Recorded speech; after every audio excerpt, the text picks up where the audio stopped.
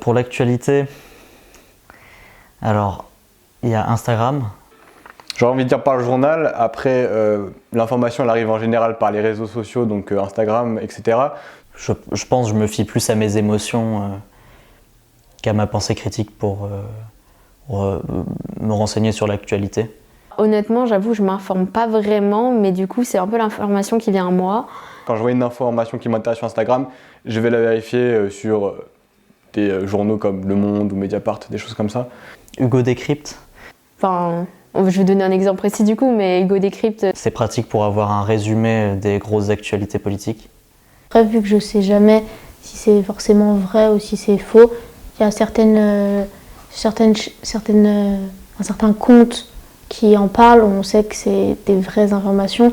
Et si je sais pas, je demande à ma mère si elle en a vu, elle a entendu parler de ça ou pas. Je suis de tendance assez sceptique. Je pars tout de suite du principe que c'est pas fiable.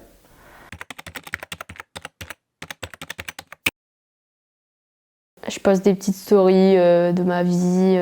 Sur Instagram, je poste mais que des photos esthétiques, de photographie, quoi, de paysages, animal, plantes. Un peu plus rarement, mais je reposte d'autres contenus aussi que je trouve vraiment vachement cool.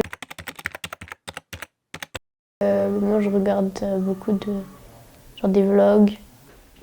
Moi, le type de contenu que je recherche, ça va être des vidéos de vulgarisation. Du divertissement. Esthétique, on va dire, de la vidéo, des choses un peu tendances, etc. Mais que je trouve vraiment trop apaisante ou trop satisfaisante à voir et tout. Et ça m'inspire en fait. Je me dis, j'ai trop envie de refaire ce même contenu, mais avec ma vie ou avec des trucs plus perso. Et je sais pas, ça me branche de fou. C'est violent, les réseaux sont violents, hein, forcément. De toute façon, à partir du moment où tu regroupes plein de personnes ensemble, il y a forcément un qui va déraper et ça finit par partir, c'est comme ça. Les applications, elles mettent pas en place des choses assez restrictives. Ça devient violent quand tu cherches ça et puis l'algorithme il s'adapte. Tu t'enfermes dans ce contenu-là et tu perds vite espoir en l'humanité. Puis en fait, le truc, c'est que quand on ouvre les réseaux, il y a beaucoup de haine. Alors que de base, c'est pas censé être ça. Et c'est vraiment de l'éducation, je pense. C'est l'éducation au réseau. Je pense que c'est ça en fait. Il faudrait qu'il y ait une éducation au réseau social. Il y en a qui finissent par se faire harceler pour un simple commentaire. Et puis moi, dès qu'il y a un truc qui me plaît pas, je bloque. Enfin, qu'il y ait une liberté d'expression, mais qui soit dans le respect des règles, de la loi, tout ça.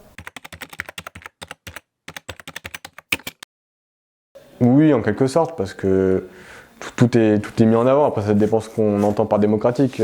Si on parle vraiment de politique pure, oui, on peut trouver d'extrême droite comme de l'extrême gauche, il n'y a pas de problème là. Chacun est au même niveau en soi, mais à la fois, ceux qui arrivent à avoir plus d'être plus connus, arrivent à avoir plus d'influence, majoritairement, ils sont riches. Je trouve que les réseaux, c'est un truc qui nous dépasse. C'est des interactions de tout partout dans le monde, de tous ceux qui ont Internet et tout ça. Et c'est difficile de modérer, c'est difficile de s'éduquer par rapport à ça, mais c'est possible. L'engagement politique est devenu plus accessible. Et je pense qu'on ne se rend même pas compte en fait qu'on fait de la politique presque tout le temps sur Internet.